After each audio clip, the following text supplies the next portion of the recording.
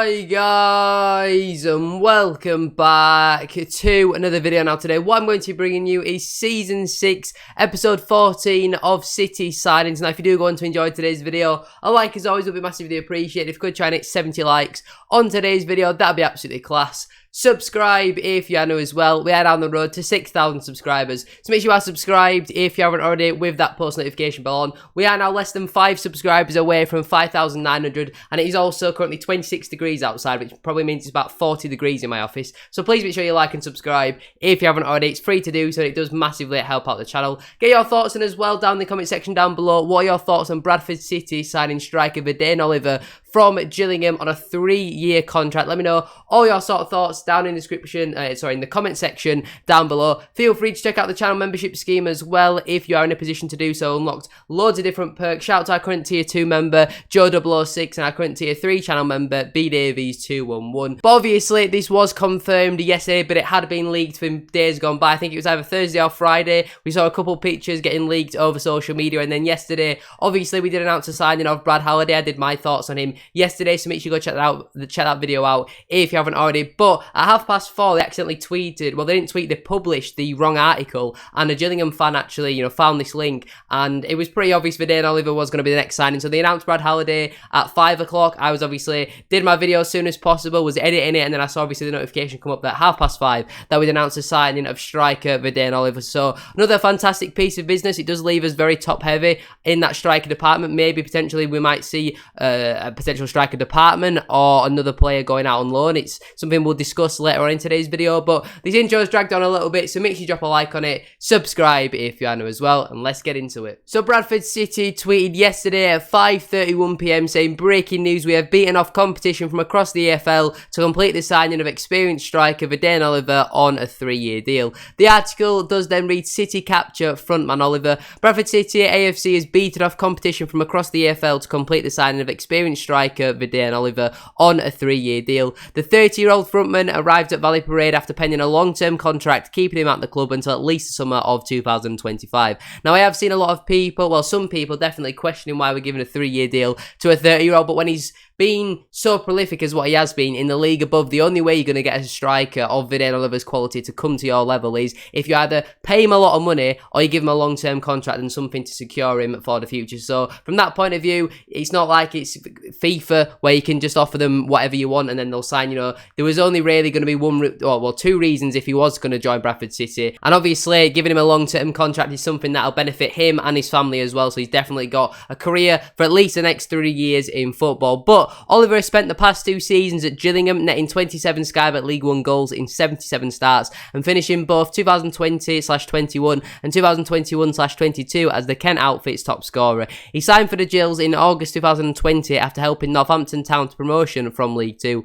Born in Sheffield, I know obviously he was with Gillingham previously and they definitely wanted to keep him. I'm not sure if they offered him a contract or they just didn't bother because he said he didn't want to sign a new contract with Gillingham. He wanted to come back up north. But the 6'3" forward began his career at Sheffield Wednesday, having started in the Owls Academy. He would go on to serve spells at Lincoln City, Crewe Alexandra, Morecambe and York City, in addition to loan stints at Notts County and Mansfield Town. Oliver said, I had a meeting with the gaffer and Ryan Sparks and it was really just about their ambition for the club and what they wanted to achieve. I was in contact with other clubs in higher leagues but wanted to be a part of this and I'm on board with the vision. The last time I played in League 2, I won promotion with Northampton Town. I'm looking to get another promotion under my belt and be a part of something here, and I think that can be done. The club's ambitions match my own, and even though it is a drop down in the level I am playing at now, I do not think it will be in the long term. I'm looking to score goals and add my experience to the team to influence the dressing room positively. I'm aware of the size and stature of the club and being a part of it is special. I cannot wait to get started. City manager Mark Hughes said Vadaine's arrival is one we are extremely excited about and we are delighted to be welcoming him to the club. With plenty of experience in the EFL and promotion on his CV, he arrives on a long-term contract determined to succeed at this club. He carries plenty of attributes which will give us options in our play and make him a threat to any defence in the division.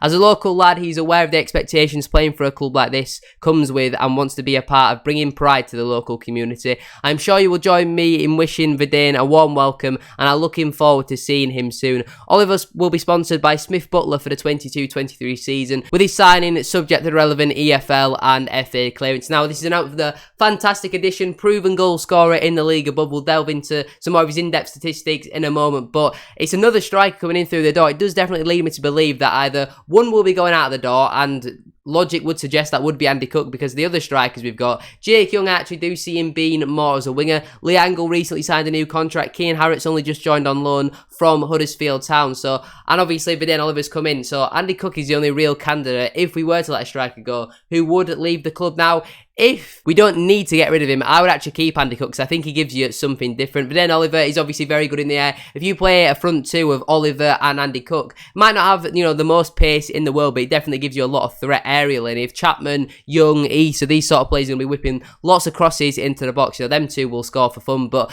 it's a absolutely dream position for Mark Hughes to be in, but also at the same time it's an absolutely awful position for him to be in, because he's now got 5 quality strikers, whereas last season we only really had 2 quality strikers. This season I genuinely don't know if he's going to go with 1 up front, what his combination will be if you go with a 2 up front. Obviously it will depend on which teams that we play, but it's another absolutely fantastic addition. If we have a look at his career so far, then he obviously started out with Sheffield Wednesday in his youth career up until 2010, before he joining the first team in 2010 for 2 years, where he didn't make a single appearance. Then he moved to Lincoln City on a permanent basis in 2012 to 2013, where he scored 11 goals in 37 appearances. He then moved to Crewe on a 2-year deal, where he scored 3 goals in 34, before going out on loan to Mansfield Town in the 14-15 season, where he scored 7 goals in 30 appearances. He then joined York on a permanent basis on a 2-year deal, where he scored 14 goals in 55 appearances, but in the second part of that, in the 16-17 season, he went out on loan to Notts County, where he scored 1 goal in 19 appearances. He then joined Morecambe on a 2-year deal, where he scored 7 goals in 64, before joining Northampton Town, where he spent 1 season with them, scoring 4 goals in 30 appearances. Then obviously his most recent spell was with Gillingham, where he scored 27 in 82. Now, he's been very hit and miss. I think he's done alright at clubs like Lincoln, Mansfield. I don't think he's done the worst job at. York he did well at, as well as Gillingham, but some of his other clubs like Northampton didn't really work out for him there. Crewe didn't really work out for him, so he'll either be a hit or he'll be a miss. It's another option for Mark Hughes, and that's what we need, different options, because there's no point in having players like Theo Robinson and Keelan Lavery, Tom Elliott and Nathan Delfonso as your attacking options when you can have real quality like this. I genuinely think we are 1 player away now from being a complete squad in terms of incomings. I now expect us to see 5 or 6 players go out, whether that be permanently or on loan. But I think if we get a right winger in, this squad is literally set up for, if we get Dion Pereira back on loan, this squad would genuinely be complete in terms of incomings. But if you have a look then at his statistics in the season just gone by for Gillingham, in League 1 he played 39 matches, starting at 38, averaging 86 minutes per 90, featuring in the team of the week on 3 occasions. He scored 10 goals, averaging a goal every 337 minutes,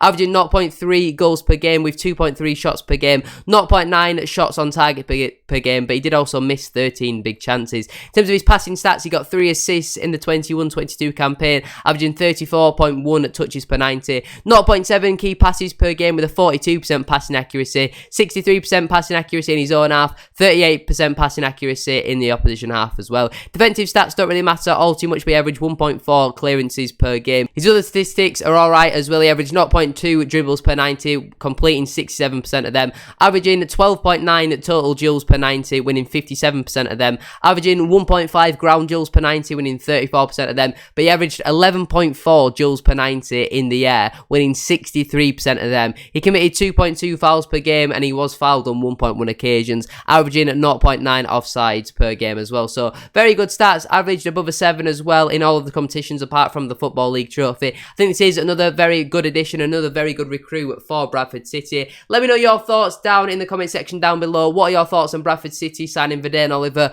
from Gillingham on a 3-year deal? Thank you very much for watching though. This is where I'm going to leave it for today's video. If you have enjoyed, a like as always would be massively appreciated. If you could try and hit 70 likes, as I said at the start of today's video, that'd be absolutely class. Subscribe if you are new as well. We are now on the road to 6,000 subscribers. So make sure you are subscribed if you haven't already, with that post notification bell on. It's free to do so, and it does massively help out, especially considering the temperature at the moment. The heat in this office right now is absolutely disgusting, and I'm also very ill, so just out of sympathy, make sure you like and subscribe. Feel free to check out the channel membership scheme as well if you are in a position to do so. Thank you very much for watching. Have a great rest of your day, and I shall see you all very soon for another video. Peace.